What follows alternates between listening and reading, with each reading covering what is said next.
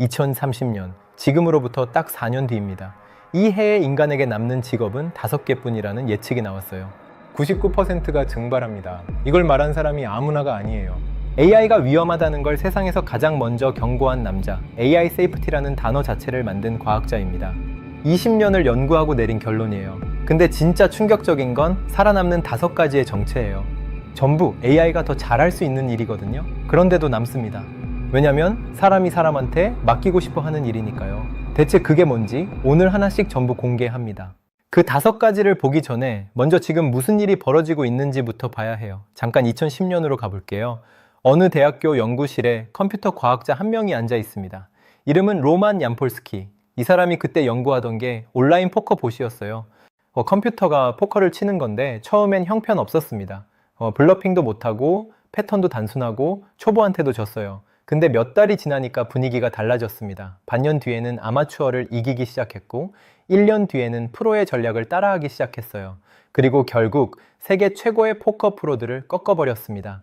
그는 이걸 보면서 깨달은 거예요. 포커가 아니라 이 속도가 문제라고요. 이 패턴이 모든 직업에 적용된다는 걸요. 그래서 AI 세이프티라는 용어를 처음 쓰기 시작했습니다. 2010년 아무도 관심 없던 시절이에요. 그런데 지금 그가 경고했던 일들이 하나씩 현실이 되고 있습니다. 지금 가장 빠르게 사라지고 있는 직업들 한번 볼까요? 먼저 운전하는 사람들이에요. 인터뷰에서 이런 이야기가 나왔어요. 우버 기사한테 자율주행차 걱정되냐고 물어봤더니 아니요, 저처럼 뉴욕길을 아는 사람은 절대 대체 못합니다. 이렇게 대답하더라고요. 교수들도 마찬가지였대요. 나처럼 강의하는 사람은 없다고요. 근데 현실은 어떨까요? 웨이모가 운전사 없는 로보택시를 미국 10개 도시에서 돌리고 있어요. 2026년 안에 20개 도시 이상으로 확대할 계획이고 도쿄와 런던까지 포함됩니다. 투자금이 160억 달러, 한화로 약 23조 원이에요. 운전이 세계에서 가장 많은 사람이 종사하는 직업 중 하나잖아요. 이 사람들의 일자리가 지금 이 순간 줄어들고 있습니다. 운전만이 아니에요. 콜센터 직원들요. 세계경제포럼 보고서에 이런 내용이 있어요. 한때 500명이 일하던 고객 상담센터가 AI 도입 후에 50명으로 줄었다고요. 세일즈포스의 AI 상담 시스템은 고객 문의의 85%를 사람 없이 처리합니다. 글로벌 리서치 회사 같은 어는 2029년까지 일반 고객 상담의 80%를 AI가 혼자 해결할 거라고 전망했어요. 500명이 50명이 되는 게 먼 미래가 아니라 이미 일어나고 있는 일입니다. 번역하는 분들도 마찬가지예요. CNN이 올해 보도한 내용에 따르면 AI 번역 도구 때문에 인간 번역가에게 돌아가는 일이 급격히 줄었다고 합니다. 번역가의 3분의 1 이상이 이미 AI 때문에 일감을 잃었다고 답했어요. 프리랜서 번역가의 절반 이상이 직업을 바꿀 생각을 하고 있다는 조사도 나왔습니다. 코딩도요. 이 23년 전만 해도 코딩을 배우라고 했잖아요. 그랬더니 AI가 코딩을 해버렸어요. 아마존은 자사 서비스 코드의 75%를 AI가 작성한다고 발표했습니다. 그래서 프롬프트 엔지니어링을 배우라고 했더니 이것마저 AI가 더 잘하게 됐어요. 여기서 끝이 아닙니다. 진짜 무서운 건 이런 변화가 단순 노동에서만 벌어지는 게 아니라는 거예요. 한국은행이 보고서를 냈어요. AI 대체 위험이 가장 높은 직업이 뭐냐? 공장 노동자가 아닙니다. 의사, 회계사, 변호사, 자산운용가 같은 고학력 고소득 전문직이 1순위였어요. 우리가 가장 안전하다고 믿었던 직업들이 오히려 가장 먼저 흔들리고 있습니다. 2025년 한 해 동안 AI를 이유로 해고된 미국 직장인이 5만 5천 명이에요. 2년 전에 12배입니다. 포브스에 따르면 2026년 기업 임원의 66%가 올해 추가 감원이나 채용 동결을 계획하고 있다고 해요. 가장 먼저 잘리는 건 신입이에요. IT 업계의 신입 채용은 73%나 급감했습니다. 솔직히 이 숫자들을 보면서 좀 멈칫했어요. 자, 여기까지가 빠르게 사라지는 쪽이에요. 근데 반대로 의외로 오래 버티는 직업들도 있습니다. 이게 좀 재밌어요. 배관공 이야기를 해볼게요. AI가 코딩을 하고 번역을 하고 고객 상담을 하고 심지어 의사 진단까지 도전하고 있는데 배관공은 아직 멀쩡합니다. 왜냐고요? 생각해보세요. 집 화장실 배관이 터졌어요. 벽 뒤로 파이프가 복잡하게 꼬여 있고 물은 계속 새고 있습니다.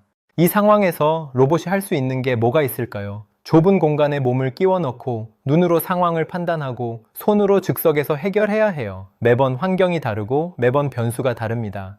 공장처럼 똑같은 동작을 반복하는 게 아니거든요. AI의 두뇌는 빠르게 발전하고 있지만 AI의 몸, 그러니까 로봇의 물리적 능력은 아직 한참 뒤처져 있어요. 맥킨지 보고서에서도 이걸 지적했습니다. 인간형 로봇이 건설 현장이나 배관 작업 수준의 움직임을 하려면 손재주, 이동성, 안전성 모두에서 아직 넘어야 할 산이 많다고요. 재밌는 건 AI를 만드는 사람들이 오히려 이 사실을 가장 잘 안다는 거예요. 엔비디아 CEO 젠슨 황, 이 사람이 AI 칩을 만드는 세계 최대 기업의 수장이잖아요. 이 사람이 뭐라고 했는지 아세요? 배관공과 전기 기사가 AI 시대에 번성할 거라고 했어요. 포춘지 보도에 따르면 그는 젊은 세대한테 이렇게 조언했습니다. 배관공이 되라, 전기 기사가 되라, 수십만 명이 필요할 거라고요. AI 데이터 센터를 짓는 데만 해도 전기 기사가 엄청나게 필요하고 이 사람들의 연봉이 6자리, 그러니까 10만 달러를 넘길 수 있다는 겁니다. AI를 가장 많이 만드는 회사의 대표가 AI 시대의 배관공이 되라고 말하는 거예요. 아이러니하죠? 전기기사, 용접공, 건설 현장 기술자도 같은 이유로 오래 버팁니다. 공통점이 뭐냐면 매번 다른 현장에서 몸을 쓰면서 즉석 판단을 해야 하는 일이에요. AI가 설계는 할 수 있어요. 진단도 할 수 있어요. 근데 벽 뒤에 손을 넣으셔서 직접 고치는 건 아직 못합니다. 물론 영원히 안전하다는 뜻은 아니에요. 인터뷰에서 2030년쯤 인간형 로봇이 배관공 수준의 물리 작업을 할 수 있게 된다는 예측도 나왔거든요. 하지만 지금 당장은요, 코딩이나 번역보다 훨씬 오래 버팁니다. 소프트웨어 AI는 빛의 속도로 발전하고 있지만 하드웨어 로봇은 아직 걸음마 수준이에요. 이 시간 차이가 배관공의 방패입니다. 자, 여기까지 정리할게요. 빠르게 사라지는 직업들이 있고 의외로 오래 버티는 직업들이 있어요. 그런데 이 두 가지와는 완전히 다른 카테고리가 하나 더 있습니다. 사라지지도 않고 버티는 것도 아니고 아예 대체가 불가능한 직업이에요. 지금부터 그 5가지를 공개합니다. 그리고 이 5가지를 보기 전에 하나만 짚을게요. 핵심은 AI가 못하는 일이 남는 게 아니라는 겁니다. AI가 더 잘할 수도 있는데 사람이 굳이 사람한테 맡기고 싶은 일만 남아요. 이 차이를 이해해야 5가지가 보입니다. 첫 번째, 워런 버핏 이야기로 시작할게요. 인터뷰에서 직접 나온 예시입니다. 아무리 AI 회계 프로그램이 뛰어나도 워런 버핏은 자기 회계사를 AI로 바꾸지 않을 거라고요. 수십 년간 곁에서 재산을 관리하고 비밀을 지켜온 사람이 있으니까요. 초고액 자산가들한테 이건 성능의 문제가 아닙니다. 신뢰의 문제예요. 내 전 재산의 흐름을 아는 사람, 내 약점을 알면서도 묻어주는 사람, 이 관계는 AI가 아무리 정확해도 대체할 수 없어요. 앞에서 회계사가 AI 대체 위험 1순위라고 했잖아요. 그건 일반 회계 업무 이야기입니다. 근데 부자의 비밀을 지키는 회계사는 달라요. 같은 직업이라도 어디에 서 있느냐에 따라 운명이 완전히 갈리는 겁니다. 두 번째, 금고 이야기를 했으니 이번엔 정반대로 가볼게요. 돈이 전혀 중요하지 않은 자리입니다. 새벽 3시, 호스피스 병동이에요. 환자 곁에 누군가 앉아 있어요. 손을 잡아주고 아무 말 없이 함께 있어줍니다. 이걸 AI가 할 수 있을까요? 기술적으로는 가능할 수도 있어요. 목소리도 따뜻하게 만들 수 있고 대화도 할 수 있죠. 근데 환자가 원하는 건 정확한 답이 아닙니다. 내 손을 잡고 있는 이 존재가 진짜로 나를 걱정하고 있다는 느낌이에요. 이건 사람한테만 가능합니다. 앞에서 콜센터가 500명에서 50명으로 줄었다고 했잖아요. 근데 호스피스에서 환자 손을 잡는 일은 그 50명 안에도 안 들어갑니다. 효율로 측정할 수 있는 영역이 아니니까요. 세 번째, 좀 의외일 수 있어요. 이케아 책상 하나랑 장인이 직접 나무를 깎아서 만든 원목 책상이 있다고 칩시다. 둘 다 책상이에요. 기능은 똑같습니다. 근데 가격 차이가 10배, 20배까지 나죠. 사람이 만들었다는 사실 자체가 가치가 되니까요. 인터뷰에서 이런 표현이 나왔어요. AI 시대에도 사람이 직접 만든 것에 기꺼이 돈을 더 내는 시장은 남는다고요. 거의 패티시에 가깝다는 말까지 했어요. 근데 앞에서 번역가의 3분의 1이 일감을 잃었다고 했잖아요. 그 일은 AI가 더 빠르니까 대체된 거예요. 근데 장인이 만든 가죽 지갑은요, 빠르게 만드는 게 포인트가 아니잖아요. 느리게, 정성스럽게 사람 손으로 만들었다는 게 가격표의 이유입니다. 네 번째, 여기서부터 성격이 달라져요. 앞에 3가지가 감성의 영역이었다면 이건 시스템의 영역입니다. AI가 아무리 똑똑해져도 그 AI가 내린 판단에 누군가는 책임을 져야 합니다. 의료 AI가 오진을 하면 누구 잘못이에요? 자율주행차가 사고를 내면 누가 배상해요? 앞에서 웨이모 로봇택시가 20개 도시로 확대된다고 했잖아요. 그 택시가 사고를 내면 책임은 누가 지는 겁니까? 이건 기술이 아니라 법과 윤리의 문제예요. AI가 똑똑해질수록 감시하는 사람의 가치는 올라갑니다. 사라지는 직업이 많아질수록 이 자리의 의미는 오히려 커져요. 5번째, 마지막입니다. 콘서트를 생각해 보세요. 여러분이 좋아하는 가수가 무대 위에서 노래를 부르고 있어요. 같은 노래를 AI가 더 완벽한 음정으로 부를 수 있을까요? 아마 가능할 거예요. 근데 그 무대에 서 있는 게 AI라면 여러분 티켓 사겠어요? 안 사잖아요. 사람들이 공연장에 가는 건 완벽한 소리를 듣기 위해서가 아닙니다. 그 순간, 그 공간에서 진짜 사람과 함께하는 경험을 원하기 때문이에요. 가수가 가사를 틀려도 기타 줄이 끊어져도 바로 그 예측 불가능함이 라이브의 가치입니다. 자, 전체를 한번 볼게요. 오늘 세 가지 카테고리를 봤습니다. 빠르게 사라지는 직업, 의외로 오래 버티는 직업, 그리고 끝까지 살아남는 직업 5가지. 사라지는 쪽의 공통점은 AI가 더 빠르고 더 싸게 할 수 있는 일이에요. 운전, 콜센터, 번역, 코딩, 기본 회계, 신입 사무직. 오래 버티는 쪽은 AI의 두뇌는 따라왔지만 몸이 못 따라오는 영역이에요.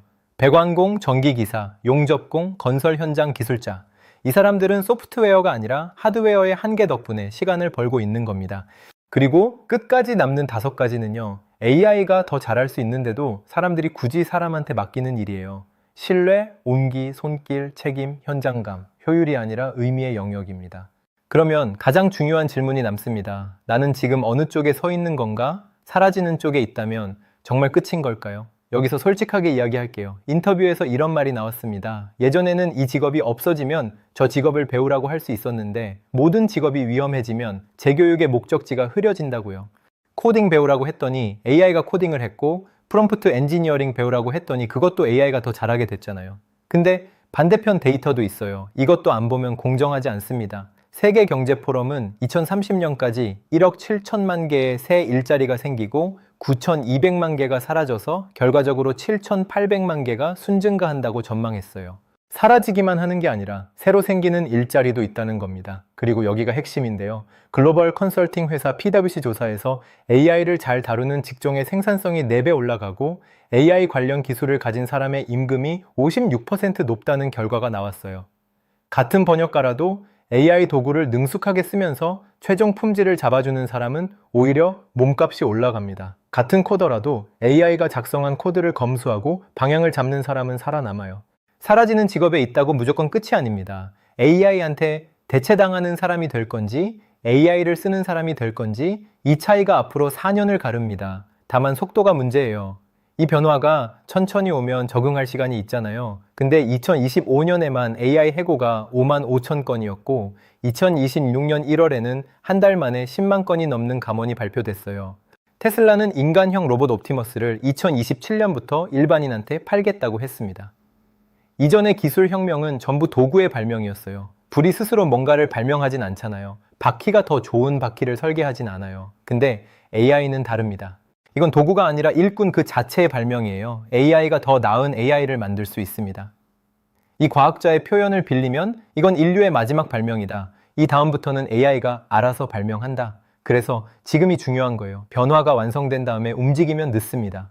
오늘 이야기를 마무리합니다. 빠르게 사라지는 직업이 있고 의외로 오래 버티는 직업이 있고 끝까지 남는 직업 5가지가 있어요. 여러분이 어디에 서 있든 핵심은 같습니다. AI가 하는 일을 사람이 하려고 경쟁하면 집니다.